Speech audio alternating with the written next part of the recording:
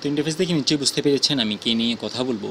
৮৬ পদে জেলা প্রশাসক কার্যালয় ময়মনসিংহে এসএসসি পাশে যে নিয়োগ বিজ্ঞপ্তি শেষের দিকে, সেই নিয়োগ বিজ্ঞপ্তি নিয়ে আপনাদের সাথে কথা বলবো। তো আপনি যদি আমার চ্যানেলে নতুন হয়ে থাকেন তাহলে অবশ্যই ভিডিও দেখে লাইক, কমেন্ট, শেয়ার এবং সাবস্ক্রাইব করুন। সাবস্ক্রাইব করে অল বাটনটা সেট করে দিন। তাহলে এখন চলে যাচ্ছি মূল ভিডিওর দিকে। গণপ্রজাতন্ত্রী বাংলাদেশ সরকার জেলা প্রশাসক কার্যালয় ময়মনসিংহ নিয়োগ বিজ্ঞপ্তি।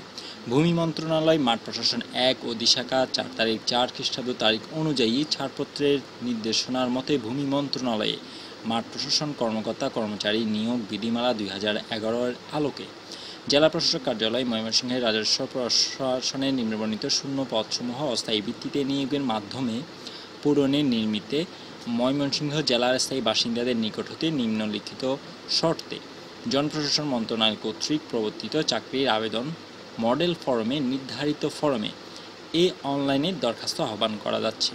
কী একটা হলো অফিস সহায়ক পদ ৮৬ জন, কোনো স্বীকৃত বোর্ড হতে অন্য দ্বিতীয় বিভাগ বা সমমানের জিপিএতে উচ্চ মাধ্যমিক স্কুল সার্টিফিকেট বা সমান পরীক্ষায় দ্বিতীয় বিভাগে উত্তীর্ণ। আপনি এসএসসি পাস করছেন, ভালো কথা। এসএসসি পাশে অথবা দাখিল পাশে আপনি আবেদন করতে পারবেন, তবে দ্বিতীয় বিভাগ লাগবে। তৃতীয় বিভাগ হলে আবেদন করতে পারবেন না। প্রার্থীকে অবশ্যই বাংলাদেশের নাগরিক এবং ময়মনসিংহ জেলার স্থায়ী বাসিন্দা হতে হবে। এছাড়া আরও কিছু তথ্যবালী এর মধ্যে বর্ণনা করা আছে, এই সকল তথ্যবালীগুলো অবশ্যই ভালোভাবে পড়ে নেবেন। যদি কোটা ইউজ করে থাকেন তাহলে কোটার ক্ষেত্রে কী কী কাগজপত্র লাগবে সেই সকল তথ্য এর মধ্যে দেওয়া আছে। এই সব কিছু লাগবে, এগুলো অনুযায়ী আপনারা আবেদন করতে পারবেন।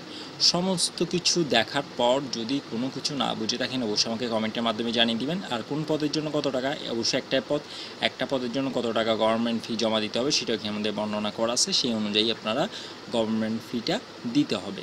তো আশা করি সম্পূর্ণ বিষয়টা ভালোভাবে বুঝতে পেরেছেন। আর আমার মাধ্যমে আপনারা যদি আবেদন করতে চান তাহলে প্রথম কমেন্টে হোয়াটসঅ্যাপ নাম্বার থাকবে, সেইখানে যোগাযোগ করে আপনারা আমার মাধ্যমে আবেদন করে নিতে পারেন। আবেদন ফি মাত্র ১০০ টাকা।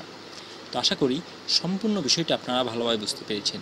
তাও বুঝে না থাকলে অবশ্যই আমাকে কমেন্টের মাধ্যমে জানিয়ে দিবেন। আর আপনি যদি আমার চ্যানেলে নতুন হয়ে থাকেন তাহলে অবশ্যই ভিডিও দেখে লাইক, কমেন্ট, শেয়ার এবং সাবস্ক্রাইব করুন। সাবস্ক্রাইব করে অল বাটনটা সেট করে দিন। নেক্সট ভিডিও আসা পর্যন্ত সবাই সুস্থ থাকুন, ভালো থাকুন। ধন্যবাদ সবাইকে। আল্লাহ হাফিজ।